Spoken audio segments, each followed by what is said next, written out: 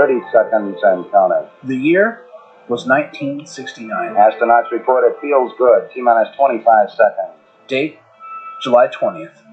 America and the world had been going through its most turbulent times in decades. 20 seconds and counting. But on this day, the entire world watched as Americans, for the first time in human history, set foot on the moon. T-minus 15 seconds. Guidance is internal. A major scientific milestone and a huge achievement for the human race. 12, 11, 10, 9. Ignition sequence starts. 6, 5, 4, 3, 2. But what if it never happened? 0. What if we faked it? On this episode of Skinny Matt's, the Apollo 11 moon hoax.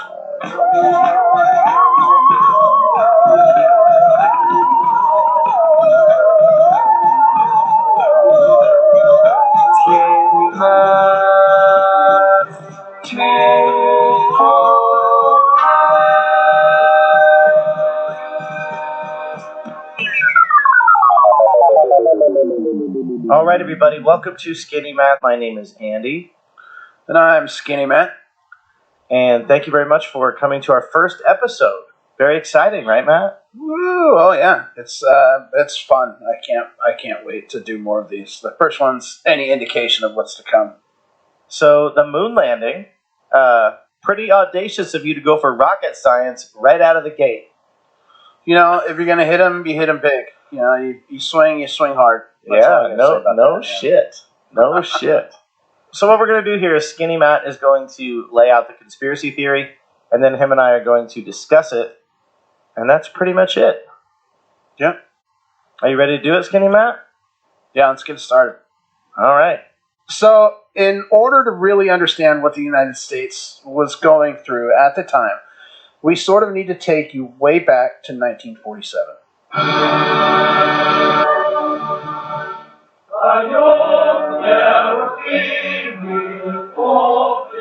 Now, this was the start of the Cold War between Russia and the U.S. After World War II, those two countries got in the biggest and most expensive dick measuring contest the world has ever seen. In 1949, Russia tested its first atom bomb, making them a major player on the global scene. And now, the tension really ratcheted up. Russia kicked off the space race by launching Sputnik 1 in October 1957, the first Earth-orbiting satellite. The very next month, Sputnik 2 is launched with Laika the dog, making the USSR the first to send a living organism into space. The US is now competing, but they were always behind. Russia is beating us to the punch in every way. It goes back and forth for a number of years, different animals going into space and being returned safely, different distances being achieved, but Russia is still whooping our asses. And in 1961, the USSR did something huge. Aboard Vostok 1, Yuri Gagarin makes a single orbit around Earth and becomes the first man to reach space. I think this is what prompted Kennedy, just about a year later, to make a very audacious speech at Rice University. We choose to go to the moon in this decade and do the other things, not because they are easy, but because they are hard. The 1960s in America barreled forward, and a metric fuck ton of bad shit kicked off. In 1963, the man who had just told us that we were going to the moon, JFK, was assassinated in Dallas, Texas. President Kennedy and Governor John Connally have been cut down by assassins' bullets in downtown Dallas. They were riding an open automobile when the shots were fired. The president, his limp body carried in the arms of his wife Jacqueline, is rushed to Parkland Hospital. The man who supposedly pulled the trigger, Lee Harvey Oswald, was killed by Jack Ruby just 2 days later. In 1965, the U.S. entered the Vietnam War, which touched off a powder keg of unrest amongst American citizens. Civil rights protests and anti-war protests all boiled over into riots in the streets. Segregation now, segregation tomorrow, and segregation forever. In 1968, Bobby Kennedy and Dr. Martin Luther King were both assassinated. Oh my God. Senator Kennedy has been shot. Dr. Martin Luther King, the apostle of nonviolence in the civil rights movement, has been shot to death in Memphis, Tennessee. It felt like the world was on fire, and nothing could put it out. Nothing except a once-in-a-lifetime scientific achievement that could be broadcast live for the world to watch in wonder and amazement. Therefore, it fell on the shoulders of the US and NASA to tamp down all this tension and unite the world. But even though 7 years had passed since Kennedy's speech, the tech still wasn't there to put boots on the moon. The US government believed that this was a surefire way to bring some stability to not only the US, but to the world. Not to mention the bonus effect of locking America into the #1 spot when it came to global superpowers. This had to happen. But if the tech wasn't there, what were their options? Well, it could be fate.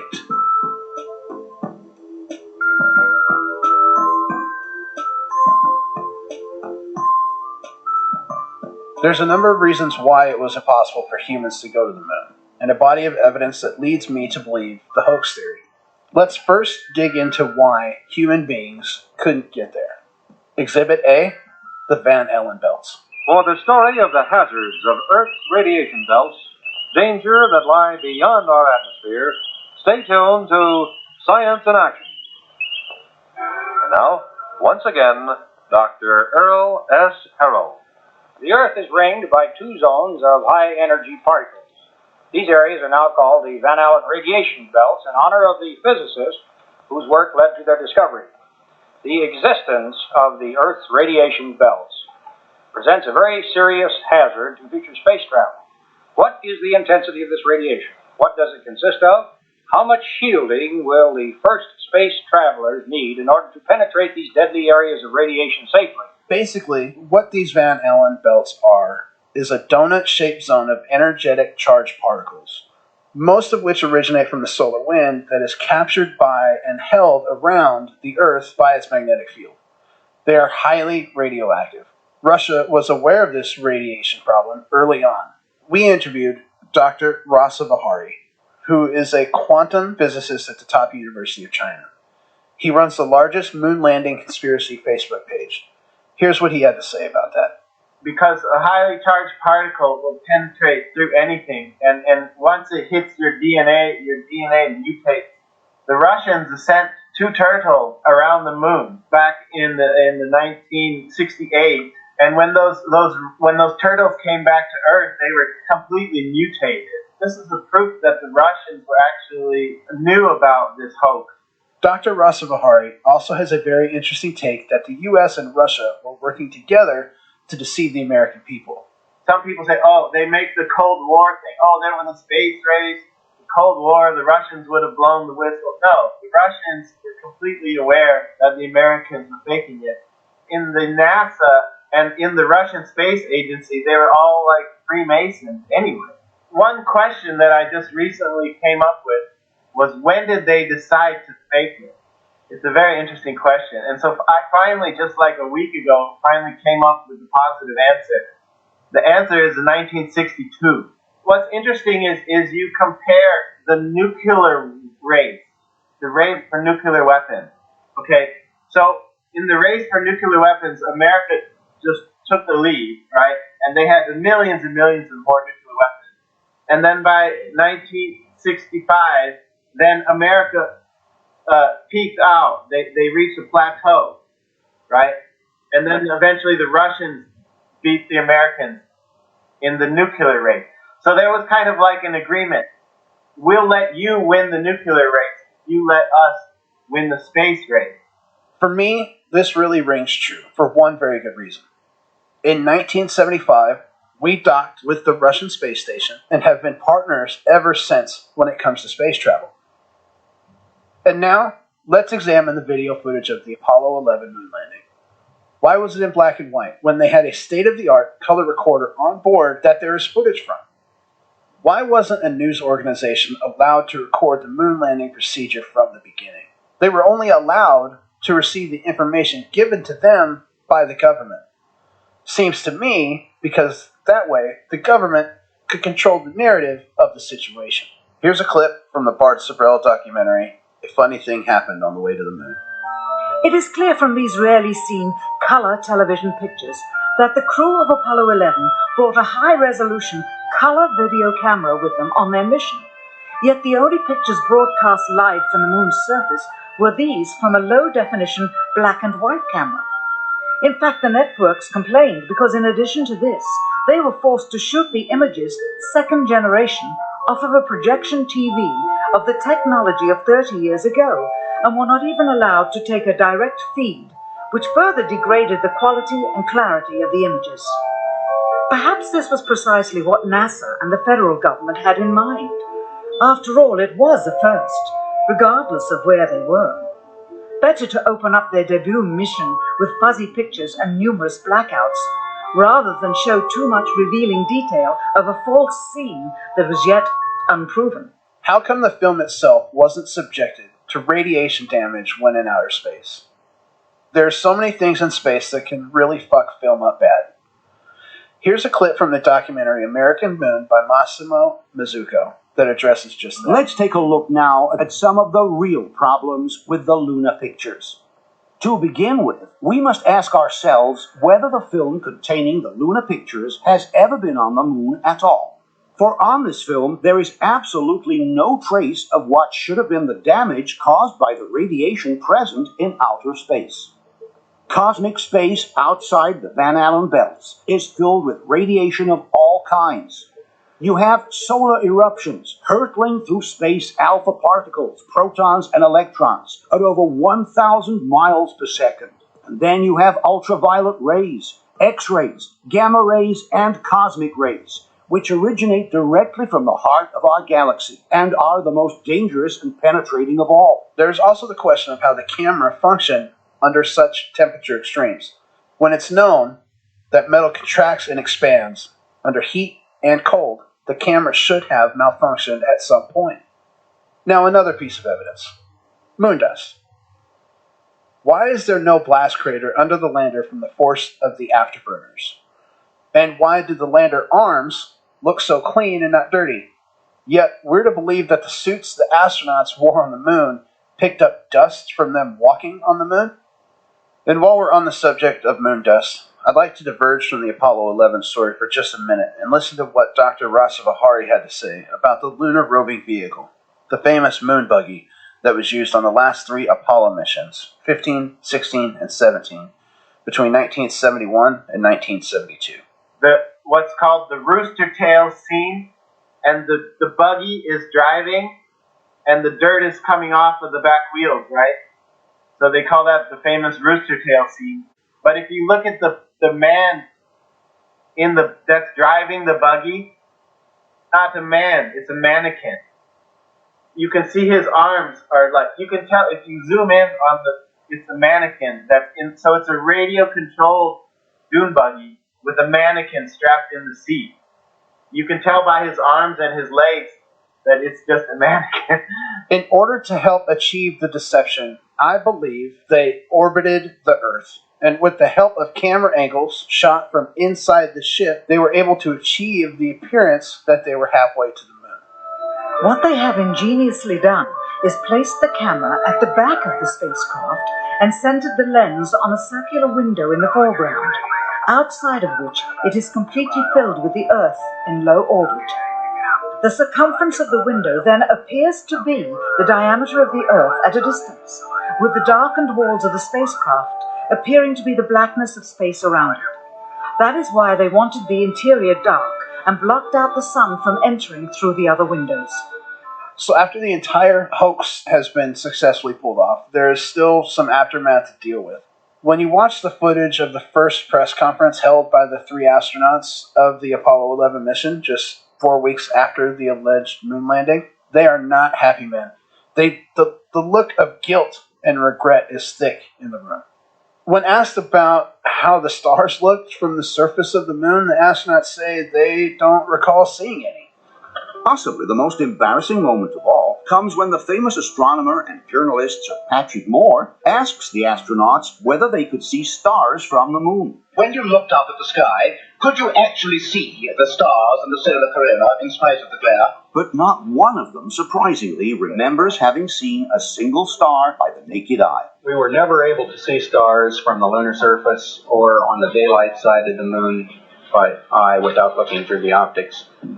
Even Collins, who was left orbiting the moon while the other two descended on the surface, does not remember seeing a single star. I don't remember seeing any. If I was on the moon, I for sure would have looked up at some point. I mean, wouldn't you? Neil Armstrong himself has never done an interview with any news organization, and during the initial news conference, barely answers any questions. Maybe he saw the importance of the illusion, but couldn't handle the lying, so said as little as possible. So the hoax has been pulled off. The United States successfully deceived the world when they showed the phony footage of the men bouncing around on the moon. And while we just went over some of the key evidence as to why I think this is true, we haven't addressed one key issue. Who could have pulled off such stunning visuals to make it believable enough? Who had a keen eye for special effects and even a sort of artistic vision? Well, it turns out it was the genius director Stanley Kubrick.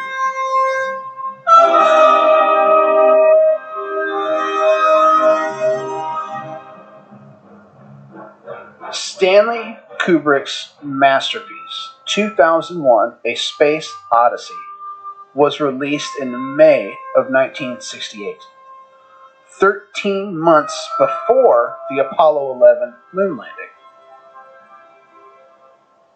Kubrick was obsessed with details, and A Space Odyssey was no exception. For the movie's production design, they hired German-born designer Harry Lang, who was new to cinema but had been recruited by NASA as the head of its future project section to work on spacecraft designs alongside the rocket scientist Wernher von Braun. But maybe it was the other way around, and NASA was the one who reached out to Kubrick to receive info on how to achieve the desired effect. Kubrick's sense of detail and artistry, and not to mention the already in-place interplanetary movie sets, would be the best way to do this. If you pay attention, you can see a transformation take place over the course of making 2001: A Space Odyssey. At the beginning of production, Kubrick is a young-looking, well-kept and energetic man that can't wait to shoot his movie. By the end of filming, he looked like a disheveled and unkept mess who seems to want to be isolated and left alone. I think it's because he knows too much. He knows everything, and this burdens him. Just like Neil Armstrong, it was eating him up inside. So what do you do if you're the greatest filmmaker of your generation? Weighed down by the guilt of the greatest lie ever told. You can't blow the whistle because you don't know what the CIA would do to you and your loved ones. You do the only thing you can do. You confess your crimes in deeply coded messages in the 1980 film The Shining.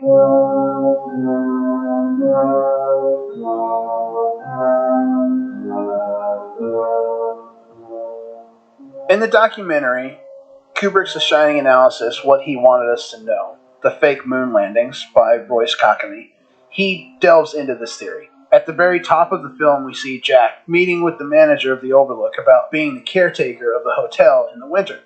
Here's what Royce Cockamy thought of that scene. Barry Nelson, who plays the manager of the Overlook, while interviewing Jack, has an American eagle right behind his head. It is as if the eagle is the power behind the manager. Not only is the eagle the symbol of America, but it should be noted that the lunar lander of the Apollo 11 mission was called the Eagle. To the manager's left on the desk is an American flag. Symbolically, the manager is the face of the government of the United States. Jack has cut this deal with the government to be the caretaker of the hotel. It should be noted that Barry Nelson is wearing a toupee, which makes him look suspiciously like John F. Kennedy. The manager tells Jack that his main job is to prevent the Overlook Hotel, that is America, from appearing like it is decaying. The manager reiterates that this is Jack's primary responsibility. There's lots of little clues like this throughout the entire movie, but there's one that can't be misinterpreted. Suddenly, out of nowhere, the Overlook Hotel rolls the tennis ball from nowhere, the tennis ball that Jack lost earlier. It is a gesture, and the gesture says, "Want to play?" Mystified by where the ball came from, Danny stands up, and the audience finally sees what the nature of the secret project is really about. As Danny stands up, the answer is revealed in an instant. Danny is wearing a sweater with a crudely sewn rocket pictured on the front. Above the rocket, clearly seen on Danny's sweater, are the words, Apollo 11. The audience watching the film literally sees the launch of Apollo 11 right before their eyes as Danny rises up from the floor. It isn't the real launch of Apollo 11. It is, of course, the symbolic launching of Apollo 11. In other words, it isn't real. Why would Danny be wearing an Apollo 11 sweater some 10 years after the fact? This is a deliberate placement by Kubrick to show us that he helped fake the moon landing. He wants to tell the world, but he can't. He's practically beating you over the head with the symbolism. One reason you can tell that this is Kubrick's way of coming clean is the seemingly unnecessary changes from the Stephen King source material. One example is when Danny, after symbolically recreating the phony Apollo 11 launch, is lured by the Overlook Hotel into room 237. Innocuous enough, but in the original Stephen King novel, the room number is 217. Why this change? Danny is literally carrying a symbolic Apollo 11 on his body via the sweater to the moon as he walks over to room 237. Why do I think this? Because the average distance from the Earth to the moon is 237,000 miles. With all the film and photography fakery, the highly radioactive Van Allen belts, the guilty astronaut press conference, and all of Kubrick's shining revelations, it's clear to me that the moon landing was faked. Also, you have to ask yourself, why haven't we been back since? NASA says that it's going to take even more time to get back to the moon because it's too difficult to do. They say they have to find a way to return even though they've been there before. You would think going there would be easier than it was the last time with all the new technology we have now. It just doesn't make sense to the logical side of my brain. The info doesn't compute. It seems far more likely to me that the government faked the moon landing and then buried the info in an attempt to keep us, the people, under some sort of control. Those at the top just want a docile and stupid public to make them easier to manipulate. And the more we fall for things like this, the easier it is to keep us in line and not seeing the truth. Or maybe, just maybe, we are living in a simulation and the ones at the top have figured out that they want to run the game. I don't know why, I just know that it's possible we didn't land on the moon. Nice job, Matt. I have to say that sounded pretty great. Well, thank you. Thank you. I did a lot of good research on it. It took me quite a bit, actually. Yeah. It's more work than you think, right? Absolutely. Well, when you're digging for the truth, you got to dig deep. You can't just kick some rocks around. Okay. That's true. That's very true. All right, so I have a couple questions for you. Actually, I have a shitload of questions. All right. Sweet. First of all, I thought your opening was great. I thought I think that conspiracy theories a lot of times lack a clear motive. You know what I mean? Right. I think that sometimes the motive is abstract. Like, government just wants to control us, man. Well, after your wonderful opening bit, and after our discussion, I still believe we went to the moon. So, no change in minds here today. Nope. No, we're both stubborn bastards. They're going to stick to our ways. All right. I kind of predicted that. I would have won that bet. I think we both would have, actually. I think we both would have won that bet. Vegas is giving that even odds on both sides. No points given. Yeah. Oh, boy.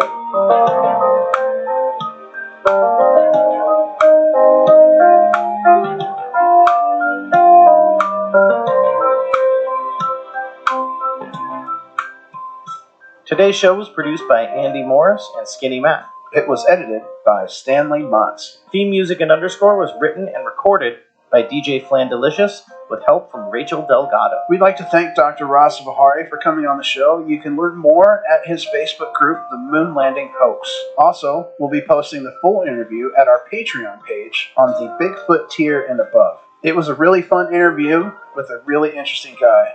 Please check that out. This is Skinny Matt saying over and out.